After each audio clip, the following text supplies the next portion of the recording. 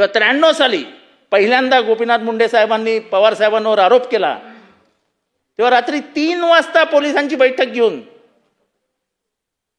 The entire security of Gopinath Munde was raised bye X%. असं नाही म्हणाले, अरे माझ्यावर आरोप केलेत, हे सगळी सिक्युरिटी गार्ड रे. हा महाराष्ट्र सगळ्याच होता, सगळ्यांना समजून घेणारा. म्हणजे तेव्हा तर काय आरोपाच्या सगळ्या सीमा पार झाल्या होत्या.